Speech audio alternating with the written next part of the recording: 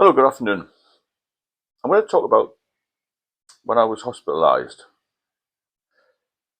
and the shock of it all, the surprise of it all, really, and how I felt.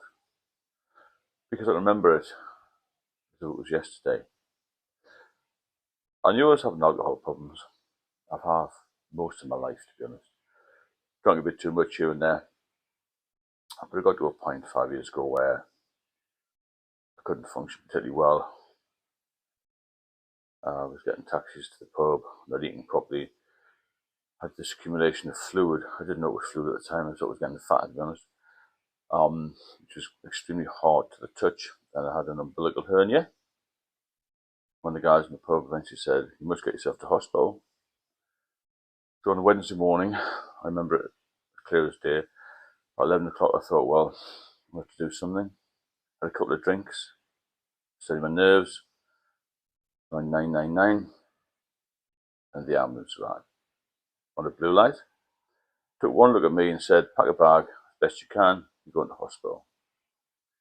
And I heard the paramedic say to his mate, "This guy's not well." I knew it wasn't 100%. Went down to the Royal Victoria Infirmary in the major hospital in Newcastle, seen by triage team. Nobody told me what was wrong with this time, but I was feeling dreadful. Worried, scared. I've been in the hospital as many times during my career, not as a patient. First time as a patient, really in the A&E, to be fair. But triage, they said to me, "You're going to be kept in."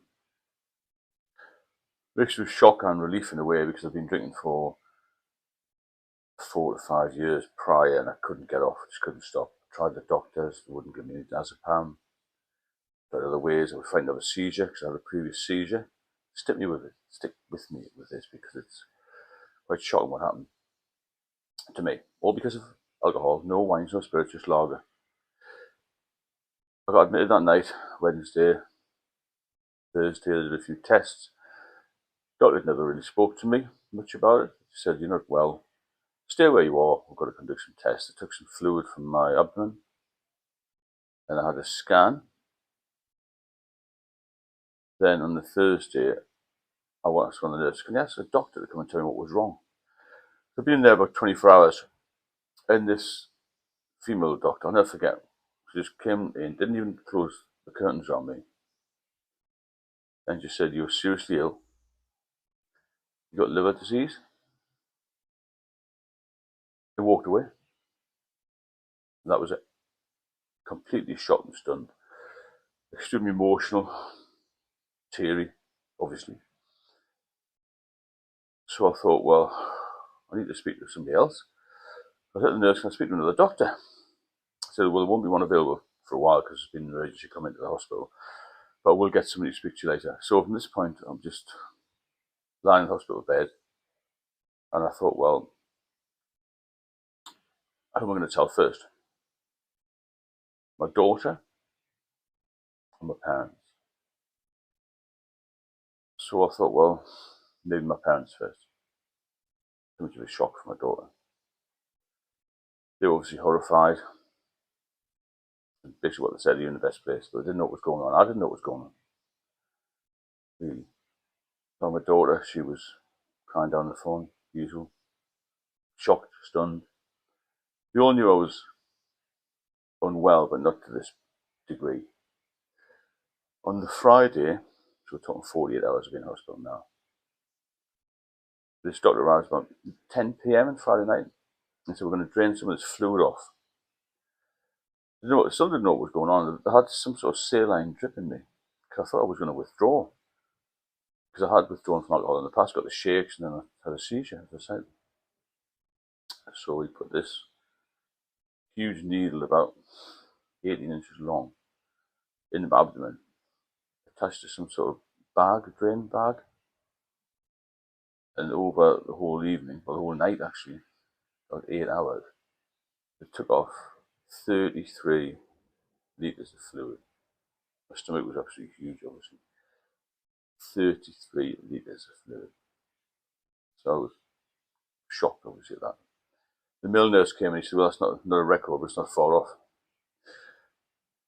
And I just lost all this weight suddenly, obviously with the fluid. Went to another day, weekend, got over, just sitting there, not really much information. Started to feed me up a little bit, give me these protein drinks, all this sort of thing, various tests again, more scans. And then another doctor said, well, you've got this liver disease. If you drink again, then you will die within 6 months. Obviously, the whole family were shocked.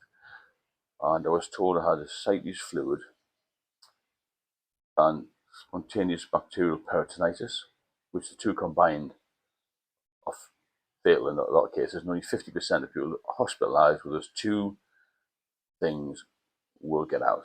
So a 50-50 chance I had. I didn't even know of all the detail of this, really. I was so shocked and stunned, as you can imagine. 2 weeks went over in hospital, and they'd apparently been giving me these very strong IV drugs to get rid of this spontaneous bacterial peritonitis. And I was still having these drains, take the fluid off. Settled down a little bit. And they said, we're going to have follow-up at the liver hospital nearby in a couple of weeks. In that period, I went to live with my parents. I couldn't take care of myself at that point. I was just so away with the mix, is the best way to describe it. A letter arrived to say it had all these things.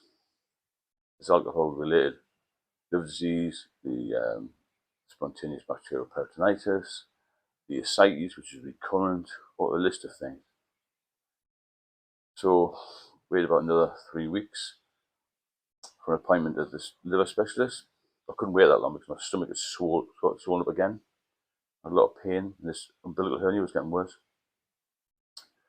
About the Freeman Hospital, which is the liver specialist, they said you're admitted again. They took some more fluid off, and that evening I felt terrible, so I spoke to the nurse. I said, look, I don't feel well at all. Any doctors about? There was only 1 or 2 on call in the middle of the night. However, I started to feel really, really, really unwell. It slurred my speech. And then the next thing I woke up, there were 3 doctors around me, 2 porters, and about 3 or 4 other people from the endocrine unit. Apparently my sodium level had gone to critical level, and then I had a coma.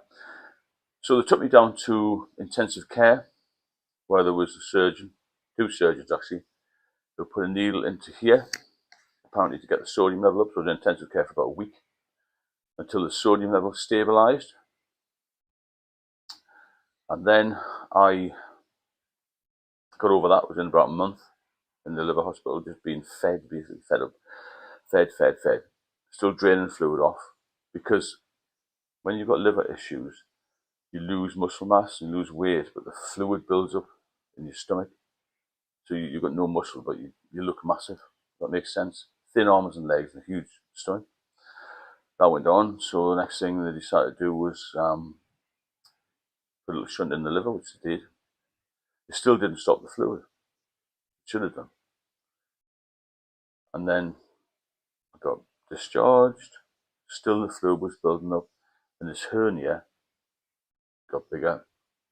The skin around it gets thinner, you see, because it's the pressure of the fluid pushes the umbilical hernia out, and the skin gets stretched. Anyway, that had a tear in it, and I read that if the ascites fluid leaks, then you'll more than likely get a serious infection and pass away. Got an ambulance again. They arrived, put 2 blast bandages on me, which the blast bandages are used for explosive incidents. They didn't stem the bleeding. They got in touch with this. Was all going on during COVID. Can you imagine the carry on? The blast bandages were no good. Got to the hospital in a nearby town, another emergency hospital. Straight to resus, and there was a surgeon there with his surgical kit ready to stitch this umbilical hernia up. And he said, if this doesn't work, there's not much we can do. So I was past shock by then, but just in, I don't know where I was, to be honest with you. I don't know where I was, but just completely and utterly out of the game. But no time for anaesthetic, so that's what he said to me. Stitched it up. Lo and behold, that worked.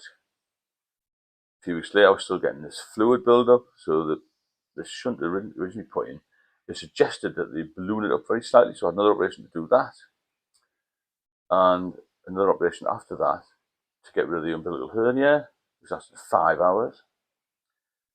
So in the last three and a half years, I've recovered so much. Even the consultant said, if somebody had told me 5 years ago you would get back to this level of health, even I would have questioned myself. But I've done exactly what they said. No alcohol, good diet, get some exercise, all this sort of thing. Now, the reason I'm putting this video out is to not shock you, but to give you a warning that this is what's going to happen. The next stage from that, if I hadn't stopped drinking, would be death. Simple as that. But prior to this, I've lived a torturous life for the last 20 years. I've been trapped by alcohol. And it's the worst time of my life. I used to enjoy drinking when I was young, but it caught up with me. Many of my colleagues, friends have passed away because of alcohol. It's a horrendous, horrendous poison. I've given you a few details there. There's even more hospitalisation stuff. I don't want to go into too many details in one video. It'll be too long. But please listen to myself and other people who have been into this mess, because it will kill you. Alcohol will take everything from you. It will destroy you, basically. Fortunately, I caught it just in time, and I mean just in time. If we'd gone another 3 or 4 weeks, I may not have been here. The hospitals did a wonderful job. The medics were great. But there's one thing I can guarantee. Only an alcoholic knows how you feel. If you have any comments about this video, or you want me to cover any subject in particular, please drop me a line. Please subscribe and share the video if it's going to help anybody else. And I'll speak to you all very soon.